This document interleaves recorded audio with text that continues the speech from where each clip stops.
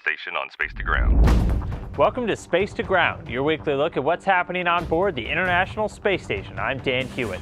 For the first full week of Expedition 47, the crew focused on preparing for the future.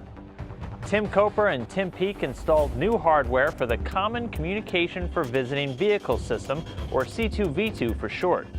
This new system is part of a number of upgrades being made to the station to get ready for future U.S. commercial crew vehicles being built by Boeing and SpaceX. C2V2 will provide the communication needed for these future spacecraft to rendezvous, dock, and undock from the station. Commander Coper spent time creating islands, but not like you've ever seen before. The Observation and Analysis of Semitic Islands in Space, or OASIS experiment, studies the behavior of liquid crystals in microgravity. These are the same crystals found in the LCD display screens of televisions, computers, and clocks. They're even found in soaps and cell membranes. By studying how they merge together in microgravity, researchers can design LCDs that perform better in space, certain types of which could even be used in small display screens in the inside of future space helmets.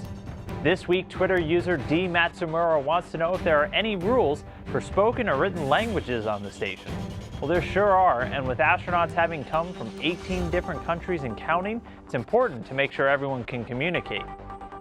Communication on the station is in English or Russian, so all crew members take classes before they fly. For example, NASA astronauts start learning Russian as soon as they report for training, and can even spend 5 weeks in Moscow for full immersion. Training continues all the way up to launch to make sure they can understand the Soyuz spacecraft and communicate with their Russian counterparts in space and on the ground. Keep sending us your questions using the hashtag #SpaceToGround. We'll see you next week.